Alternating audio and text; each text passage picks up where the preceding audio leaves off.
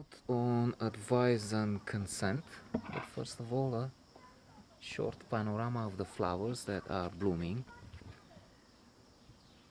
You could see the irises. There's a clematis, some irises there in the background, another type there, and of course the macaws.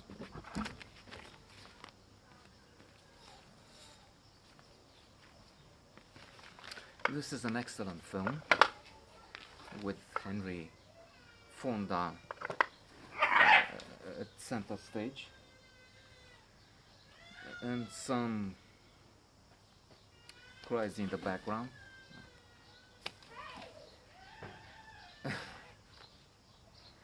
We have a tortilla curtain behind, and there's a gated community here, and some people that I have to keep reminding that they're poor, uneducated, they don't have a favorable situation in order to try and how should I say it, tolerate them, because they drive me mad with their continuous shouts, curses, and anyway. Returning, advice and consent is most. Stop, Moki. He nearly took my ear off. And he keeps doing that. Lately he thinks he's an eagle or something, and he started attacking the other guy and me at times. Anyway, it's about the nomination of a Secretary of State, and it's on top of that, or behind this this idea, we have the machinations, the workings of the Congress, the president, his role, the way the two parties try and impose their point of view, and in so many ways this is so relevant in the world of today, when even these days the Donald tries to with his GOP, the grand old party with the Republicans, try to repeal the Obamacare. They are 1/3 of the way. They have managed that. They're there 1/3 of the way. And even there it's difficult because some want an even more far-reaching new bill. They want even more of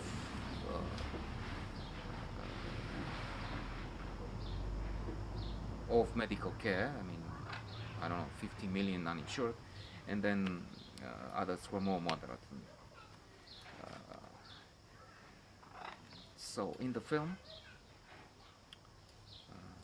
the character portrayed by Henry Fonda, Leffinger, I forgot the name, is a man who had communist sympathies when young, which brings us to a joke.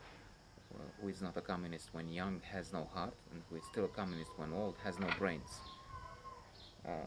I, having lived under a communist regime for about 25 years, would have none of that and would say, even if young one should not be a communist.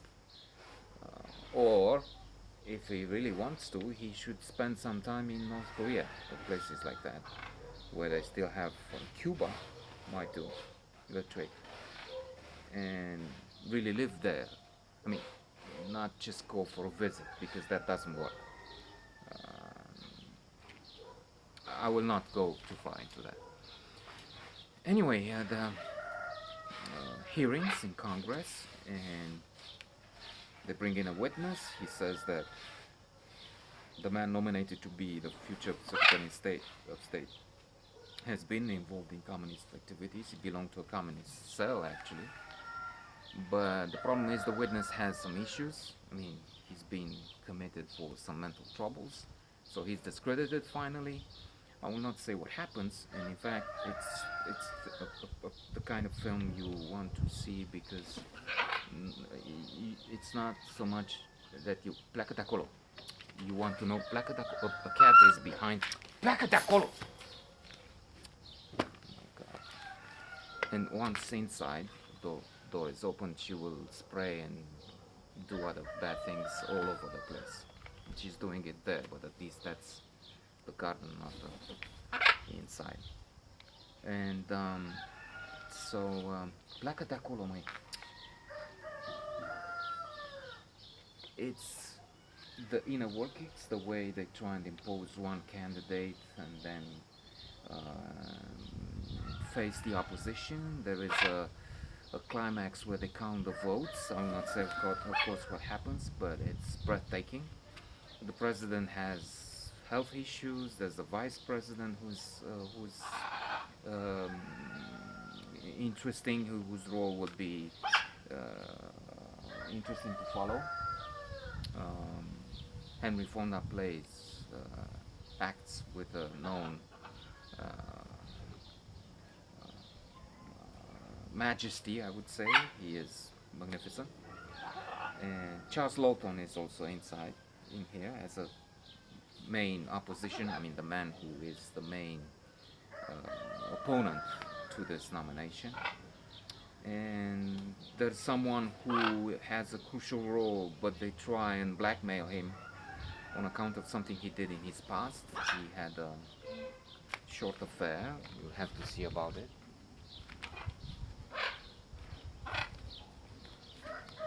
And that comes to light. A very, very good, excellent film.